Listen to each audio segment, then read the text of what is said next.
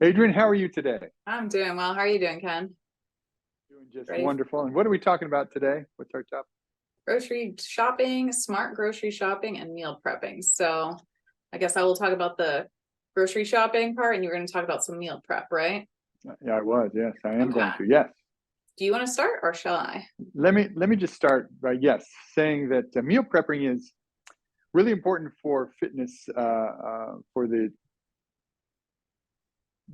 progress of your fitness journey. And I like to say it that the five P's. There's five P's to succeeding in anything, but it's prior preparation prevents poor performance. So anytime that you can prepare something, get it ahead of time, it makes it easy not to fail. Yeah. So a good example would be for you to do your things, to prepare your meals on the weekend for plan it throughout the whole week. It not only gets you ready for, what you're going to eat, when you're going to eat it, how many calories, what the breakdown in proteins, fats, and carbohydrates are. So that's good. So hopefully you've got that all meshed out, and you planning it helps with that. But it also prevents you from there's nothing in the house to eat. Let me just have these chips, or which you probably shouldn't have in your house in the first place. But if you do, it'd be more likely that you would have it if you don't plan ahead of time. So that's where planning helps. And when you eat the right amounts of proteins, when you eat the right amount of carbohydrates, it really helps fuel your workout. It helps to build and repair that muscle tissue. The protein does. So that's a good way to helps you see progress, help you get the most out of your workouts, because you can work out as much as you want, but if you don't eat correctly, as you well know, you're not going to see results.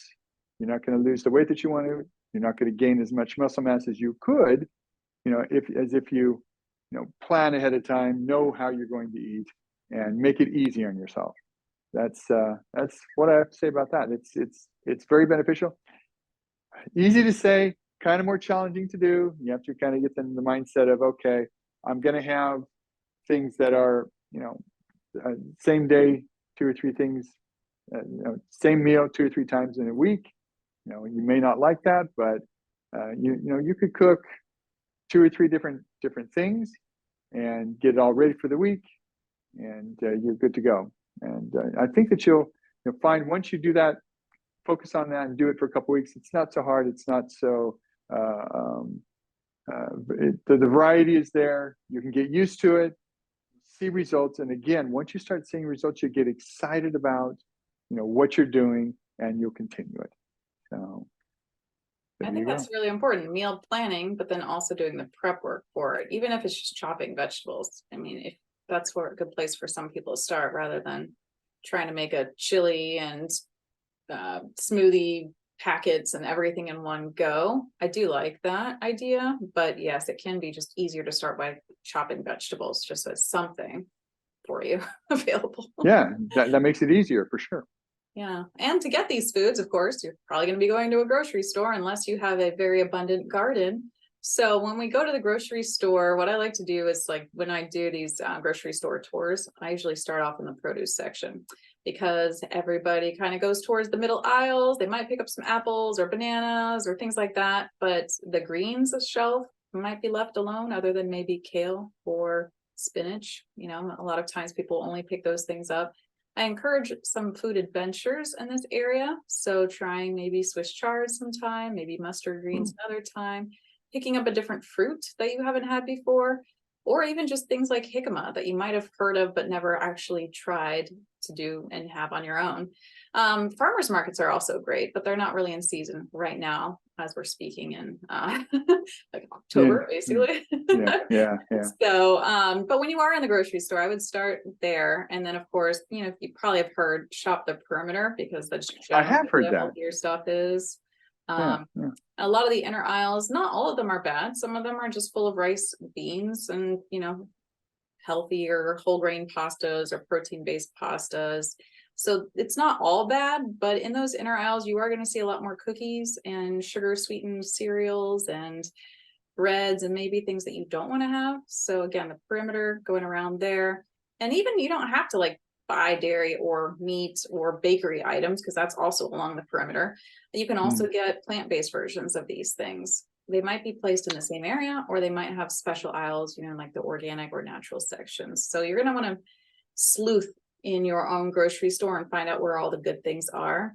Another tip, of course, is you want to read the package, not the front, because the front they can have all sorts of things like, oh, wonderful, made with whole grain, and if it's Cheetos or something along those lines, maybe not still the best thing.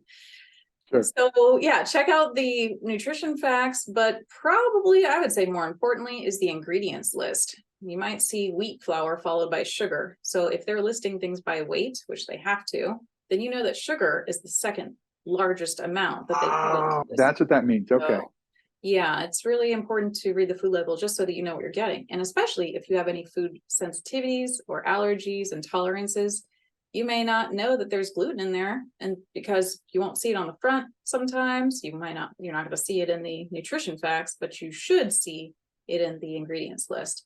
And it could be gluten, it could be anything that you have a sensitivity to that you will find in that section. So those are some tips for healthy grocery shopping. And between that, obtaining your actual groceries, planning out what you're going to have, ideally that would be done beforehand. And then thirdly, actually prepping everything, you'll be wildly set up for success. And of course, you want to plan out all your exercise too, right? Of course, yes, you definitely do. And you want to keep a food, not only a food journal, I'd like to keep a food journal, but a log of your workouts too, because how are you going to know if you make progress if you don't keep what you're doing, write down what you're doing, how many sets, how many reps, what day, so it's beneficial. You'll do more. You need to do more on a weekly basis to see results, especially as you progress. So it's important. So keep a notebook or something, write down everything you're eating and all the sets and reps of whatever exercises you've decided to do for the day. Right. I actually do it on my iPhone or on your smartphone. You just type in, as you're doing the sets or as you're, doing the exercises. So that's easy to do. And then you can just look back on what you did last time. It's right there. Just flip it back on, a couple of days or so and say, oh, I can add another repetition, or I can add a couple pounds to that. So you want to try and improve at least each week. Yeah, I would agree with that. So these are a lot of tips, a lot of solid tips to help you look and feel better. Join us for our next Fireside Chat with Ken and Adrienne, and we'll look forward to talking with you all in the future. If you have any questions or comments, feel free to leave them in the chat or comments below, and we will incorporate some of your questions into future sessions too. Right, Ken? Any last parting words, advice? No, I think that's good. I like your 5 Ps. You want to repeat that? I think we should just end on that. Prior preparation prevents poor performance. That's right. Well, keep it up, everybody. We'll talk next week. Take care. All right, take care. Bye.